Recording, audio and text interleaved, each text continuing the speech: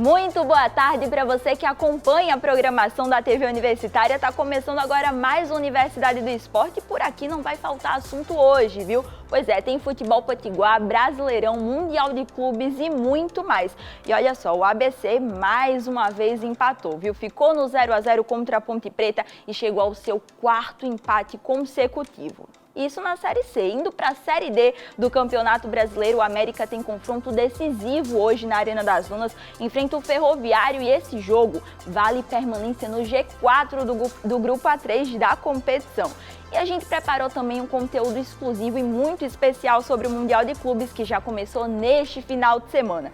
E para conversar sobre isso e muito mais, eu tenho aqui ao meu lado Vitor Eduardo e Flávio Samuel. Muito boa tarde, Vitor. Qual o seu destaque nesse início de semana? Muito boa tarde, Duda. Muito boa tarde a você que acompanha a TV Universitária. Meu destaque, me peguei acompanhando o Super Mundial de Clubes da FIFA, o jogo entre Porto e Palmeiras, muito equilibrado, e Palmeiras, inclusive, deu muito sufoco à equipe portuguesa e me veio a lembrança. A última partida que uma equipe sul-americana venceu uma equipe do Velho Continente foi há 13 anos atrás, são 13 anos de tabu, 7 derrotas para os sul-americanos. A última vez foi no dia 16 de dezembro de 2012, quando o Corinthians venceu o Chelsea por 1-0, faz muito tempo. Amanhã tem Fluminense contra Borussia Dortmund e eu quero ver se essa escrita muda.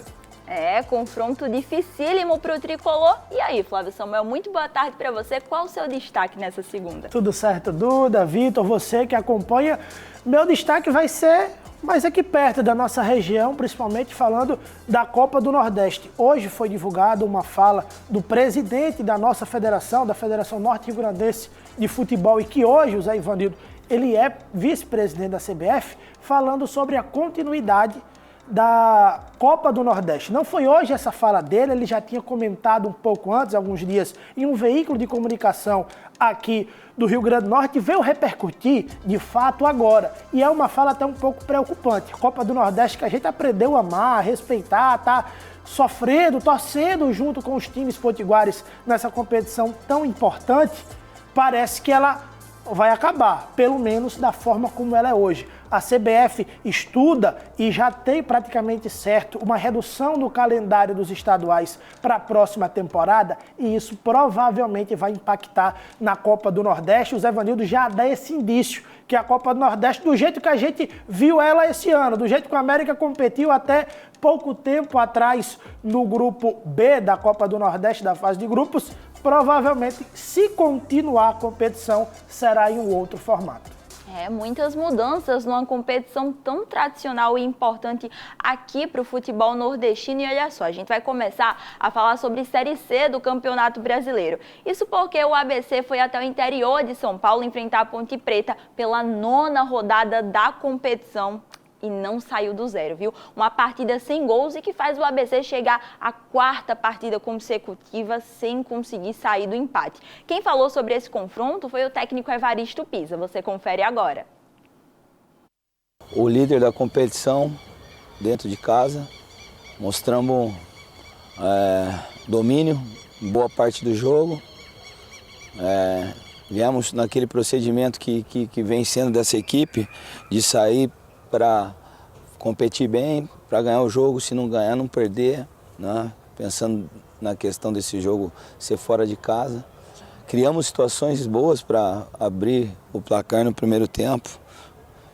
Ponte teve a bola na trave do Gé, mas o domínio, né, do primeiro tempo foi nosso. Evaristo, com esse resultado o ABC chega então à 12ª colocação na tabela de classificação com 10 pontos e eu já quero saber aqui de vocês, Flávio, o que foi que levou esse ABC a não conseguir sair do zero contra a Ponte Preta? Conta aí um pouquinho para o torcedor como foi essa partida, mais um empate da equipe alvinegra. Faltou gol. Para a vitória, falta gols para o ABC e essa vai ser a grande sina da equipe alvinegra, principalmente fora de casa, que a gente percebe que sem o peso de jogar no Frasqueirão, o ABC joga melhor, mas vai muito da mentalidade do que a gente acabou de escutar do Evaristo Pisa, que pode ser bom, mas já está passando do ponto, já está chegando a ser chato. É um ABC que é como ele fala, se não ganha, não perde, só empata, fica monótono a situação do ABC. E mais uma vez pecou na finalização.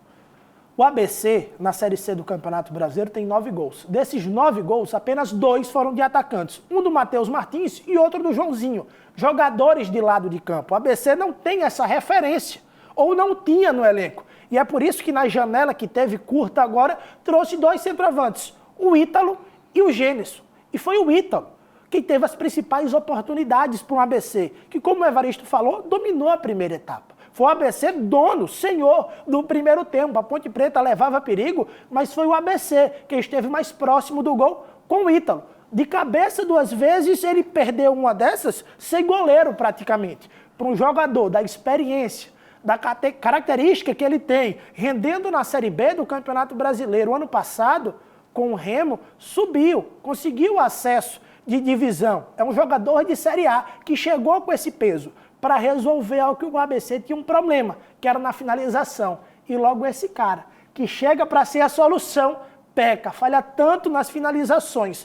Para o ABC transformar esse caminho de empates em vitórias, passa muito por isso. Saber finalizar. É um ABC que compete, é um ABC que defende bem, é um ABC que cria, mas é um ABC que pouco marca. Precisa mudar essa realidade para sonhar com algo além, para sonhar em passar de fase, quem sabe até num acesso à Série B do Campeonato Brasileiro. Um ABC que não está conseguindo solucionar esses problemas, né, Flávio? E a gente vai dar uma conferida agora na tabela de classificação da Série C do Campeonato Brasileiro. Isso porque o ABC aí está na 12ª colocação, o que no começo da competição é até bom, né? Tá nesse meio de tabela, fica 13ª colocação, corrigindo aqui, o que no início da competição é até interessante para a equipe, né? Tá nesse meio de tabela, mas o ABC já chegou à 9ª rodada, Vitor Eduardo. E agora, como tá essa situação do Alvinegro? 9ª rodada, 4º empate consecutivo, os torcedores já começam aí a questionar o trabalho do Evaristo Pisa, peças chegando que não estão conseguindo solucionar os problemas. Qual é esse patamar do ABC na competição? Foi visível a mudança, a virada de chave do final do Campeonato Potiguar para o início da Série C do Campeonato Brasileiro, quando se diz ao respeito de jogar bem. A equipe do ABC enfrentou equipes como São Bernardo, batalhou bem em São Paulo, foi até Campinas agora para enfrentar o líder da competição e jogou bem. Desempenhou, mas não conseguiu finalizar, como bem ilustrou o Flávio. É a equipe do ABC que ainda consegue finalizar, é a equipe do ABC que ainda consegue aproveitar bem as oportunidades. É o ABC que, inclusive, chega à 13ª partida do técnico Evaristo Pisa, com apenas 2 vitórias, o 4º empate consecutivo do mais querido. Precisa correr porque a Série C é um tiro curto e, se bobear, vai ficar muito próximo do Z4 e vai se complicando em meio a uma crise interna que também existe, administrativa, no mais querido.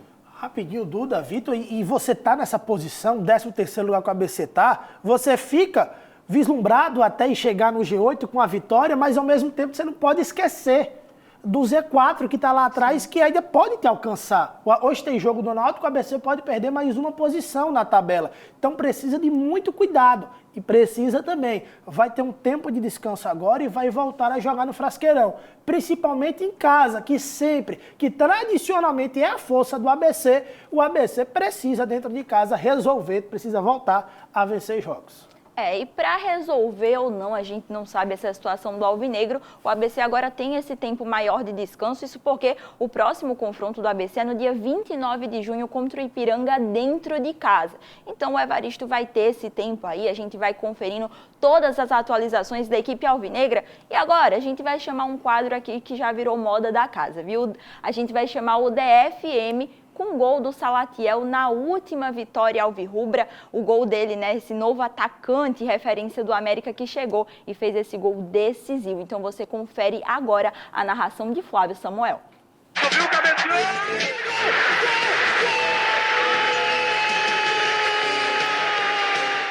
É Salatiel e o Egis, ele driblou, levou, tocou no Henrique para marcar Henrique, sensacional, defesa, no rebote, Salatiel, gol!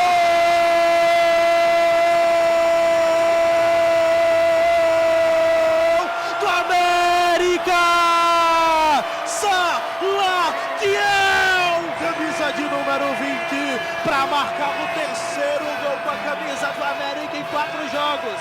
Do contra-ataque armado por ele mesmo, teve coragem, dividiu, ganhou a sobra, levou, só ele e o Wesley. Limpou do zagueiro, tocou no Henrique, finalizou o garoto, o Bruno Fuso, uma espetacular defesa, defendeu na primeira, mas no rebote, Salatiel bota o pé na bola, bota a bola pro fundo do gol, 2-0, aos 37 para selar a vitória do América na segunda etapa. Salatiel, o América tem um artilheiro para chamar de seu. Salatiel chegou bem, viu, na equipe alvirrubra, e agora a gente vai botar um pouquinho aqui, mudar um pouco esse cenário, né? A gente vai sair de Série C do Campeonato Brasileiro e vamos para o Mundial de Clubes, que começou neste final de semana, e um velho conhecido aqui da Universidade do Esporte preparou um guia tático sobre esses 32 times, essas 32 equipes que estão disputando a competição, e a gente vai conferir agora esse conteúdo.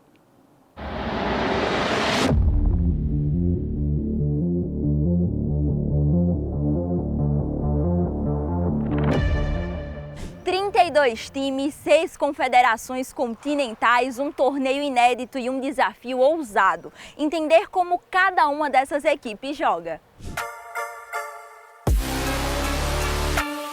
Foi com essa missão que o jornalista Marcos Arboés mergulhou no campo das ideias e lançou um guia tático com tudo sobre os estilos de jogo do novo Mundial de Clubes da FIFA. Eu já tinha produzido esse tipo de conteúdo, mas não comercializado ele, né? Em 2022, eu estava aprendendo já sobre tática.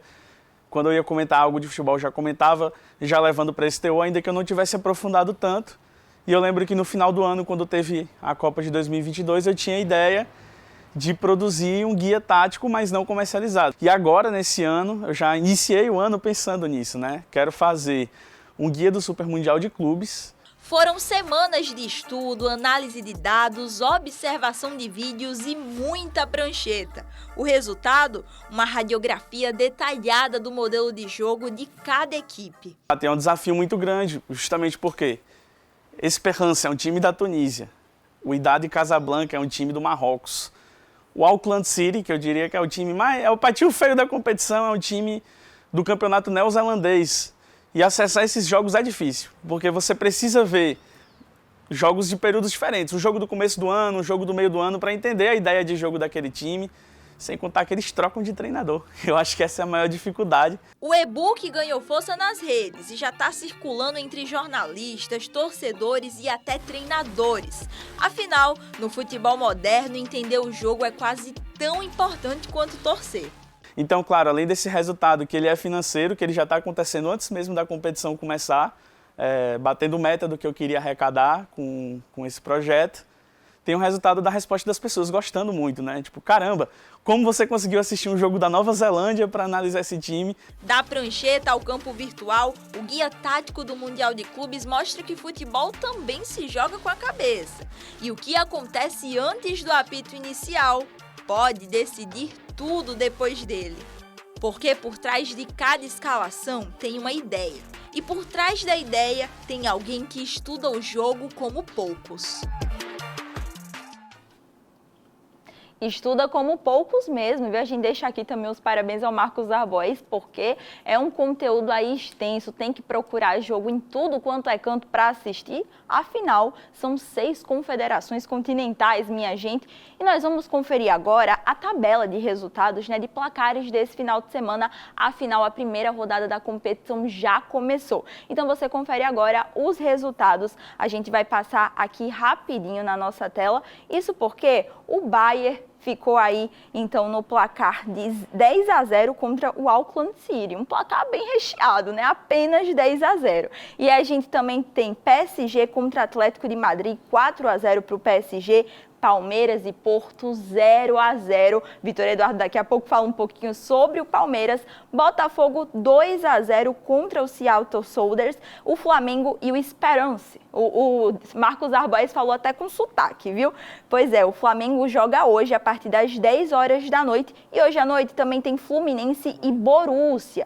Borussia e Fluminense, que acontece, na verdade, amanhã, viu? Deu uma confundida aqui nos jogos. Então tem Flamengo hoje, tem Fluminense amanhã contra o Borussia Borussia, que estava no retrasado na final da Champions League apenas, viu? E Vitor Eduardo, passando um pouco sobre esses confrontos de equipes brasileiras, a gente tem aí, então, o Porto, que jogou muito bem contra o Palmeiras, mas o Palmeiras também não deixou a desejar. O placar saiu aí por 0-0. E o que foi que faltou para não sair um gol nessa partida? Olha, o Palmeiras pressionou, não me surpreendeu, até porque o Porto, ao contrário de outras temporadas, não vinha muito bem das pernas, foi a terceira força, vamos dizer assim, do Campeonato Português, ficou atrás do Sporting e também do Benfica, e o Palmeiras pressionou bastante e realmente faltou o gol. Pressionou bastante, a equipe que fez várias modificações na segunda etapa, colocou o Paulinho para dar mais velocidade e também tentar a finalização, mas a verdade é que perdeu muitas bolas, principalmente na primeira etapa, perdeu muitos gols e acabou se complicando. Destaque também para o goleiro Everton, que fez pelo menos 3 grandes defesas na primeira etapa. Vale ressaltar, o Palmeiras está no grupo do Inter Miami e também do Al Ahly. Na próxima rodada pega o Al Ahly e caso perca para a equipe egípcia, ainda pode contar com a combinação de resultados do jogo da equipe do Messi, né, do Inter Miami, para quem sabe beliscar uma classificação para a próxima fase. Pois é, o Botafogo, que até agora é a única equipe brasileira que vai vencendo a primeira rodada dessa competição por 2-1 no placar. E eu quero saber, Flávio Samuel, o que falar sobre essa primeira fase da competição? Já tivemos aí alguns confrontos brasileiros. Hoje Flamengo joga, amanhã Fluminense também. O que você achou desses grupos? Jair, zagueiro do Botafogo, né, o primeiro brasileiro a fazer gol na história do Mundial de Clubes, né, nesse formato de 32 seleções. Eu vou ser sincero que eu estava com um pouco do pé atrás, pelas mudanças, por tudo que a FIFA, o jogo, sei lá, nos Estados Unidos, né, já esse modo de teste, algumas mudanças da forma que os times entram, que os jogadores são apresentados, uma coisa até um pouco forçada, mas o que eu gostei mesmo de ver foi esse confronto do Palmeiras e Porto. Acho que o que vai valer, o que fica pra gente na torcida aqui do futebol brasileiro é esse enfrentamento do nosso futebol contra o mais alto nível hoje do escalão futebolístico, que é o futebol europeu. Vai ter pela frente um Botafogo e Atlético de Madrid, um Botafogo e o atual campeão da Champions League, que é o Paris Saint-Germain.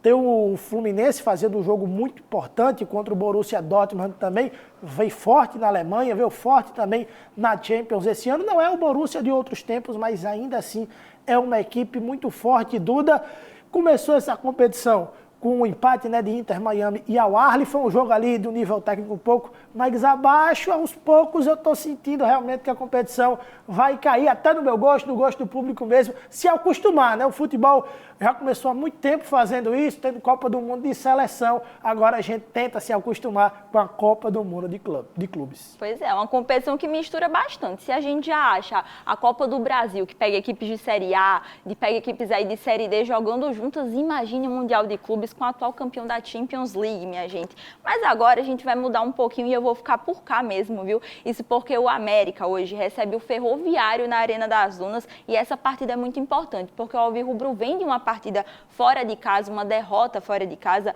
a equipe do Moacir que não vai jogando bem fora de seus domínios. E essa partida de hoje contra o Ferroviário vale permanência do América no Grupo A3, no G4 do Grupo A3 da competição. E agora a gente vai conferir a fala do Moacir Júnior, que falou sobre a importância desse confronto. Confere aí. A gente vem tendo aí alguns jogos que têm servido de aprendizado para a gente, que eu espero que esse aprendizado seja muito usado a partir de agora, né? Agora já é uma reta final de primeira parte e depois vem aquilo que é o sonho de todo mundo.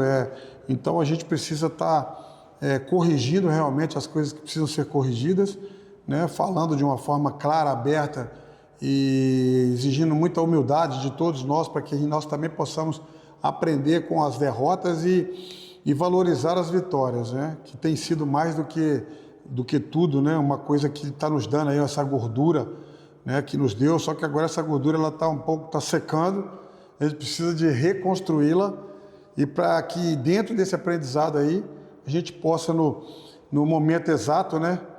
Não pecar mais em nenhum detalhe, porque os detalhes fizeram as duas últimas os resultados aí. Esse detalhe tem que vir para o nosso lado.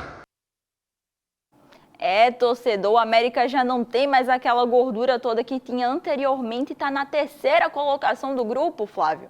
E o que está faltando para essa equipe do Moacir engrenar e ainda mais fora de casa?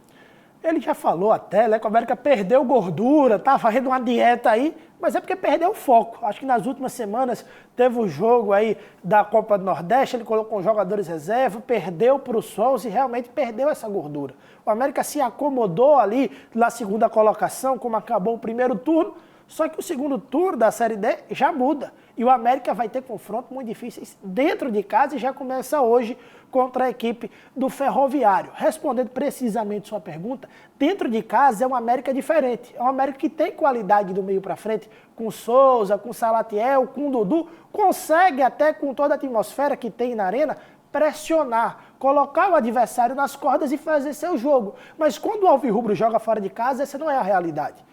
Ele ainda não encontrou, o Moacir Júnior, esse meio termo de uma equipe com qualidade técnica, mas com força defensiva e com uma atenção aos mínimos detalhes que uma competição como a Série D precisa. O gol que o Alvirrubro sofre contra o Souza deixa isso claro.